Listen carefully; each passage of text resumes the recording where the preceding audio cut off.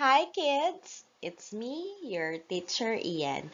At nandito na naman si teacher para tulungan kayo sa pagsasagot ng mga activities at mas maunawaan mo pa ang aralin dito sa Filipino. Ang ating pag-aaralan para sa linggong ito, gamit ng mga salitang pamalit sa ngalan ng tao. Ito ay ang ikatlong linggo ng third quarter. Para sa mga hindi pa nakakapag-subscribe sa akin channel, mag-subscribe na kayo para updated lagi kayo sa lahat ng latest videos na i-upload ko. At kung gusto nyo ma-notify kapag may bagong upload na video sa teacher, i-click mo lang ang notification bell. Sa araling ito, ikaw ay inaasahang magagamit ang mga salitang pamalit sa ngalan ng tao o yung tinatawag nating panghalip panao. Ito ang mga halimbawa, ako, ikaw, siya, tayo, kayo, at sila.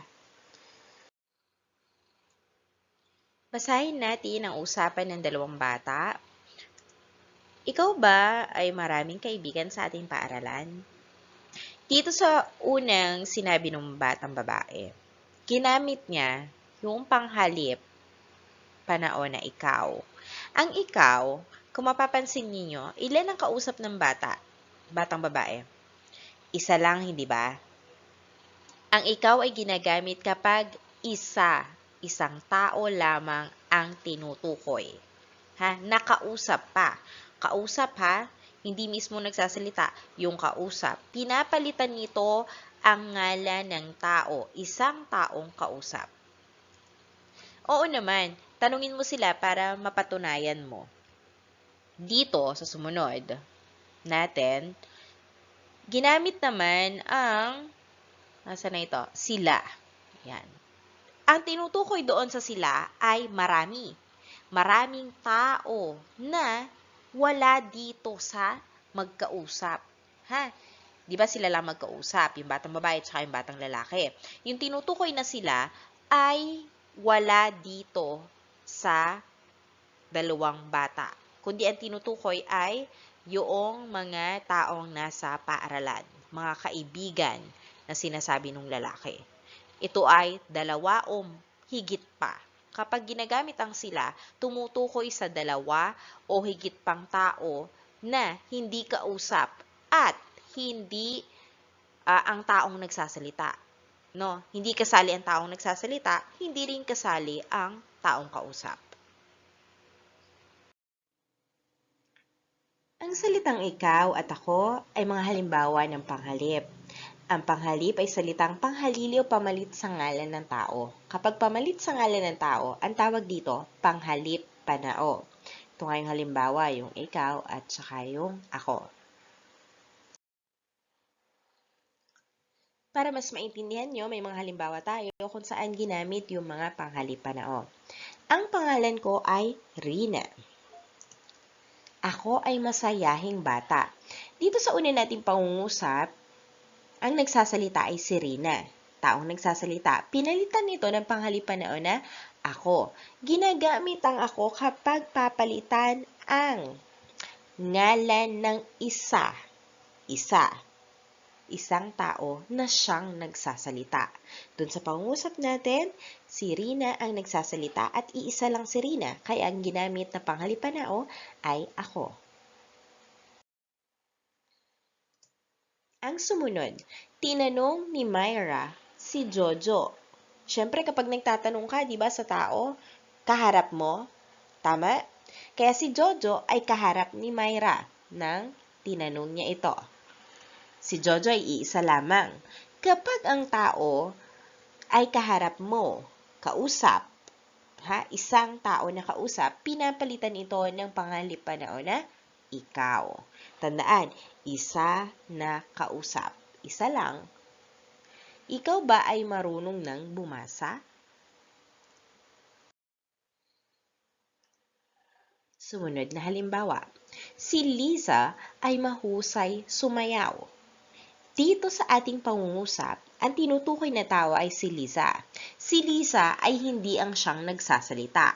Si Liza ay hindi rin kausap, kundi pinapahaliwatig lamang dito sa pangungusap natin na pinag-uusapan si Liza. At si Liza ay iisa lamang. Kapag ganito, ang gagamitin natin na panghalipanao ay ang salitang siya. Siya ay mahilig sa modernong sayaw.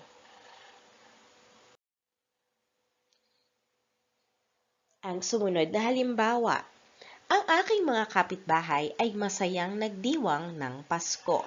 Dito sa ating pangungusap, ayan, ito ang papalitan natin. Mga kapitbahay. Doon pa lang sa sinasabi dito, mga kapitbahay madami na, di ba? At ito ay nagpapahayag lamang o kinukwento yung tungkol sa kapitbahay. Hindi kausap at hindi kasali yung mismong taong nagsasalita. Kapag ang tinutukoy na pangalan o pangalan ng tao ay hindi kausap at hindi kasama ang taong nagsasalita at ito ay higit pa sa isa.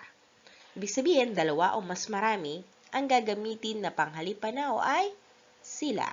Sila ay nagpalitan ng mga regalo.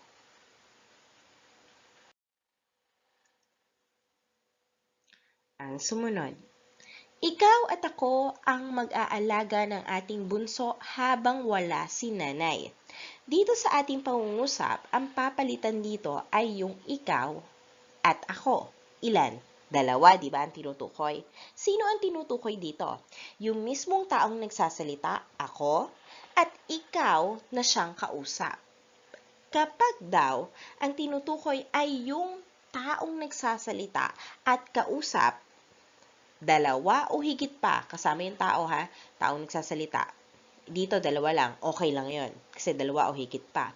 Ang gagamitin natin na panghalipanao ay tayo. Tayo rin ang magpapaligo sa kanya.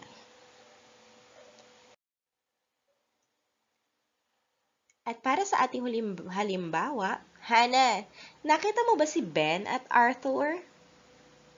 Yung nagsasalita dito ay hindi kasali. Bakit?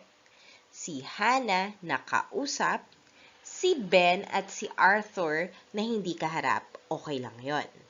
Pero ang tinutukoy dito, kasali yung kausap. Kapag isinama yung taong hindi kaharap doon, ilan na sila? 3. Ibig sabihin, higit sa 2. Kapag daw kasama ang taong kausap, kahit hindi pa kaharap yung iba pang tao, o kaharap yung ibang tao, basta tumutukoy sa 2 o higit pa, ang ginagamit ay kayo. Panghalipanao na kayo, kayo sana ang pag-iiwanan ko nitong mga gamit. So, kasama si Hana, kayo. No? Pero kung hindi kasama si Hana, sila ang gagamitin. Pero dahil kasama si Hana, nakausap, kayo ang gagamitin. Iba pang halimbawa na hindi kaharap yung hindi kaharap. Iba pang halimbawa na kaharap mismo lahat. Halimbawa, pakinggan mabuti. Teacher, mga bata, paalala, o kausap yung mga bata mga bata, paalala lang bago kayo umuwi, kayo ay maglilinis. Pinalitan ang pangalan mga bata. Kaharap kausap yung mga bata. Siyempre, binibilinan, hindi ba? Pinalitan ng panghalimpanaong kayo dahil ang mga bata ay tumutukoy sa 2 o higit pang tao. At itong mga batang ito ay kaharap. Tama? Kailangan kausap. Naintindihan? Gawain sa pagkatuto bilang isa. Piliin ang wastong panghalip sa loob ng panaklong. Isulat ang sagot sa iyong kwaderno. Ito yung tinatawag na panaklong, kids. Ayan. Ito. Yan. Tsaka to. Yun daw nasa loob niyan. Ito. Siya, ikaw. Babasahin ni teacher Aubrey, linisin mo ang iyong sapatos. Patlang na rin ang magtago niyan sa lalagyan. Si Aubrey, kausap. Iisa lang si Aubrey. Ano ang dapat gamitin? Ito bang siya o ikaw? Number 2. Tutulungan sila tayo ng mga kapitbahay natin sa paglilipat. Ito yung clue natin na ang ibig sabihin, kasama yung nagsasalita. At saka may tinutukoy pang iba bukod dun sa nagsasalita. Ha? Alin ang dapat gamitin? Ito bang sila o tayo? Tandaan, kasama yung nagsasalita. Number 3. Ang sipag niyang mag-aral, tularan mo siya o sila. Uy, may clue na dito.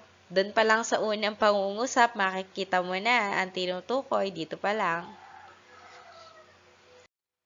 Number 4. Sino sa inyo ang nagsulat sa pader? Kayo, ako, ang mananagot sa ating punong barangay. Ang tinutukoy dito ay yung mga kausap. Maraming kausap, ha? Alin ang dapat gamitin? Ito bang kayo o ako? Kausap ang tinutukoy dito. Marami. Number 5. Inanyayahan siya, ako, sa kaniyang kaarawan. Nagsasalita.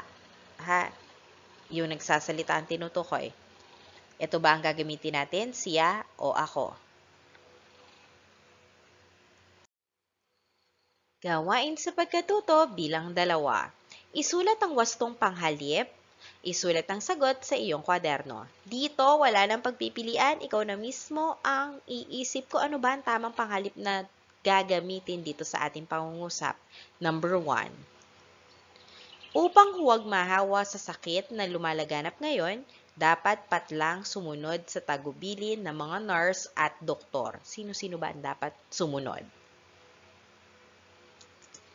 Number 2. Ang aking ina ay masipag gumawa ng mga gawaing bahay. Ang tinutukoy ay si nanay. Isa lang si nanay. Patlang ay isang huwarang magulang.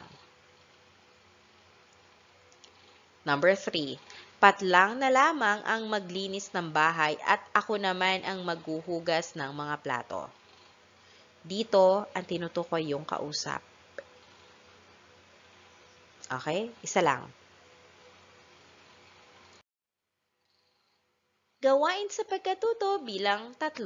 Puna ng wastong panghalip ang talata. Kumuha ng sagot sa loob ng kahon. Gawin ito sa iyong kwaderno. Ito ang mga pagpipilian. Ako, ikaw, siya, sila, at tayo. Makinig ng mabuti. Pwedeng sabayan din ako sa pagbasa nitong ating talata. Ang ating kapaligiran. Ang ating kapaligiran ay isang biyaya na nagmula sa Diyos. Number 1. Patlang din ang nagbibigay sa kalikasan. Ang tinutukoy ay Diyos. Upang hindi masira ang ating kapaligiran, dapat patlang lahat ay magtulong-tulong sa pangangalaga nito. Sino-sino ba dapat ang magtulong-tulong? Isa lang ba? Marami. Sino-sino yun? Number 3. Patlang bilang isang mabuting mamamayan ay makatutulong sa pagtatapon ng basura sa tamang tapunan. At patlang naman bilang aking kamag-aaral, marami, ay may tungkuling ding makibahagi sa pagpapaganda at pagsasaayos ng ating kapaligiran. Doon sa mag-aaral na tinutukoy kausap, ha. Ang atin namang mga nakatatanda ay patuloy pa sanang magtanim ng mga puno upang maiwasan ang pagkakaroon ng baha. Patlang ay makatutulong ng malaki sa kalikasan. Ang tinutukoy dito naman ay yung mga nakatatanda. Okay? Yung mga nakatatanda, marami din, ha? Tapos, hindi kausap. Hindi kasali yung taong nagsasalita. Maliwanag? Okay. At para sa ating pangwakas na gawain, basahin at kumpletuhin ang pangungusap. Isulat ang sagot sa iyong kwaderno. Dito, makikita na ito sa inyong notebook. Ano ba ang tawag dito sa mga panghalip na ito? Binanggit ko ito doon sa una pa lang. Nabatid ko na ang mga salitang ako, ikaw, siya, tayo, at kayo ay mga salitang panghalip. Ano? And that's it. Thank you for watching, kids. Naway natulungan ko kayo sa pagsasagot ng mga activities at mas naunawaan mo pa ang aralin dito sa Filipino. Good luck sa pagsasagot. See you on my next video. Goodbye!